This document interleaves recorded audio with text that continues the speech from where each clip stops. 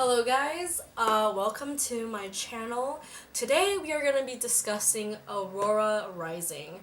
It is the first in the Aurora cycle by a very famous author duo, Amy Kaufman and Jay Kristoff.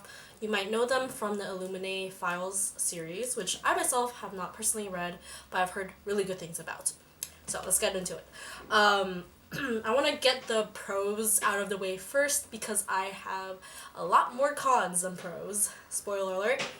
Oh, this whole video is a spoiler alert, by the way. So, the plot. It's got its ups and downs. It's pretty okay. Like, this is basically a watered down space epic. It tries to be something like Star Wars-ish.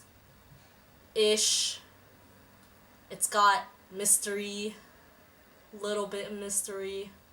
And you have a mysterious girl who, in the beginning of the book, you find out that she is on the ship that was said to be missing for 200 years, but she's actually been in cryosleep for the past, 200 years. And she's got a mysterious power given to her by an ancient space civilization. That's all I can say about the plot. Like, it's okay.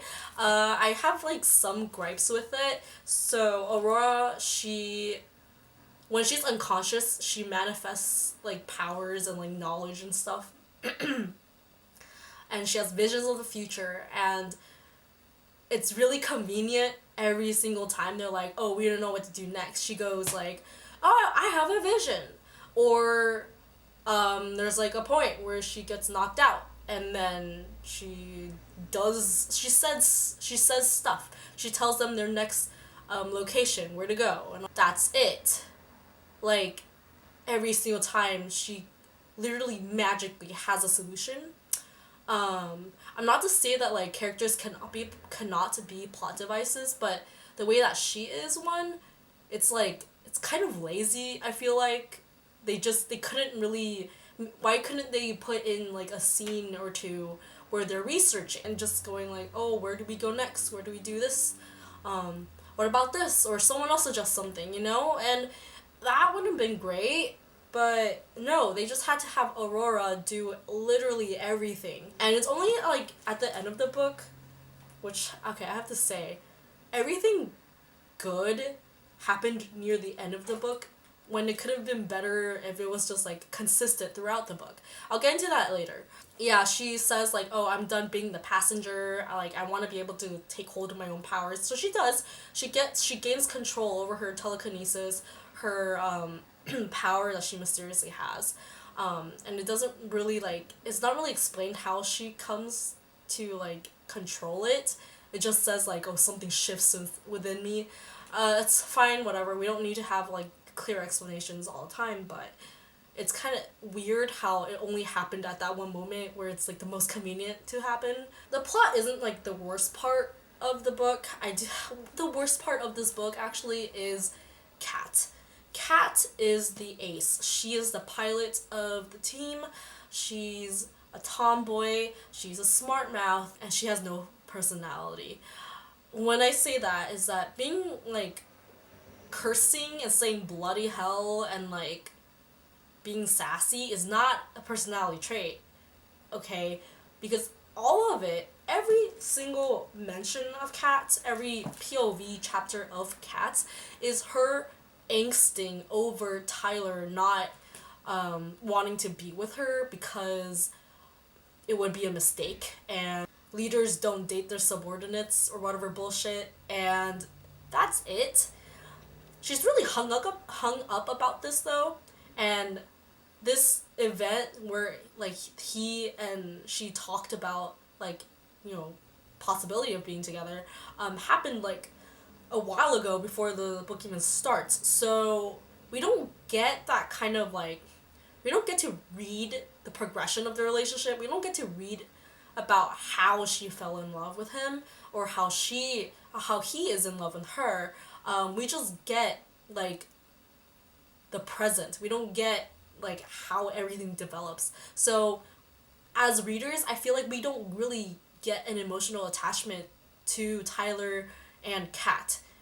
It just doesn't exist. And Kat herself, again, her entire personality is tied to Tyler. She has no redeeming qualities as a character. She's so one-dimensional. Um, Almost every character is kind of one-dimensional in this book, but Kat even more so. Like, Cal, Aurora, and Tyler have more to them than just, like, their romantic interests. Scarlet is she's great, but we don't really see much of her, like, emotional turmoil, emotional motivation, anything about her.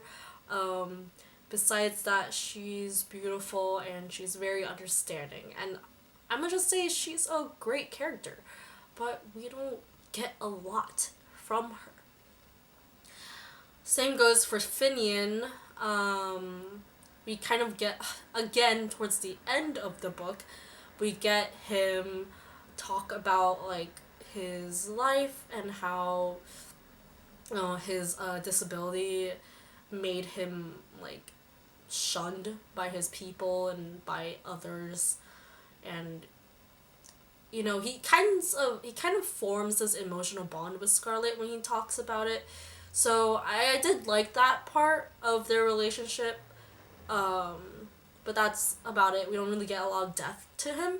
Zila, we never really do get a lot of depth to her, like, period, because she's just quiet, kind of robotic in a sense.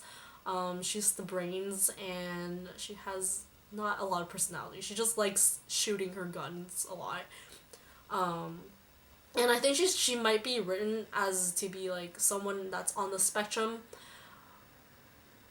but I would still have liked to see her developed more, because, again, only towards the end of the book we get any kind of depth to these characters that have been lacking that kind of background for the entirety of the book. I don't get what is with that. I don't know what is with this book, or the way the authors are planning it. It's just that, like, it's just like action, action, action. And we only get character development for Cal, Tyler, and Aurora, but everyone else is in the back burner. And then they, like, maybe the authors, like, finally remembered, oh my gosh, we have to make these characters emotionally bonded to the reader, and then they shove in all of that stuff at the end of the book. I really didn't like that. I didn't care for it. Overall, it's an okay book. People generally like it on Goodreads. I see, like, pretty good high reviews for it. It's fun-ish a bit at times, but that's really all I have to say about that. Again, biggest thing was Kat. Did not like her. I'm glad they killed her off. I really don't even know if they're going to do that, like, permanently. I think she's gonna come back, because that's just how these authors go about things. Well, we'll see by the second book. If she ever shows up in the second book, besides, like, in mention or passing, I'm gonna be good with that, because I don't think they would bring back a character by the third book, the final book, when it comes around. I don't think readers are really gonna care about this person. So maybe they'll actually keep her killed and won't bring her back. Here's to hoping, because Kat was the worst part of this book. God. Yeah, that's all I have to really say about that. Ooh, wait, before I forget, the amount of straight relationships in this book, God. So I don't think I mentioned this, but Cal and Tyler had to kiss in this one scene because they were gonna be caught by someone sneaking around and doing stuff. So they had to kiss, and it's really funny because when you read that section and then you read about, like, Kat pining and Tyler, like, sort of not really pining, but, being angsty, you realize that, yeah, Cal and Tyler have way more chemistry than Kat and Tyler. And that's honestly, it's not even me trying to read into things, it's just me saying, They literally have more romantic chemistry, or just chemistry in general, than Tyler does with his supposed person that he's in love with. And that really just goes to show you how badly written Cat was.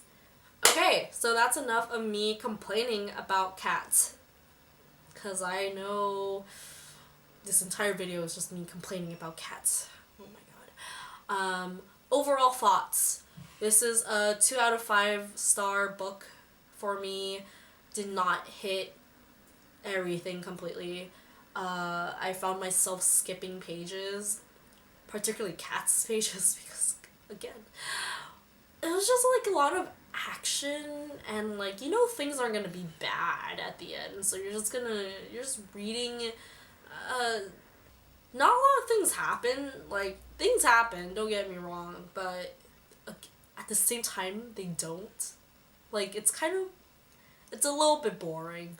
Yeah, I wouldn't reread this anytime soon, if ever. Again, I'm looking forward to the sequel because Cal is gonna be the most prominent character, I believe, in the sequel. So I want to read that for him. Yeah, 2 out of 5 stars. It was okay. Thank you guys for watching, and that is that. Click like, subscribe, comment. You all know the rest. The full review is also on my blog. I wrote it down. It's gonna be way more, way better constructed than this video but yeah, goodbye! I take it back about this book being washed down Star Wars because I just watched the last Star Wars movie and that was pretty bad. This book, way better in comparison. Like, blows it out of the water.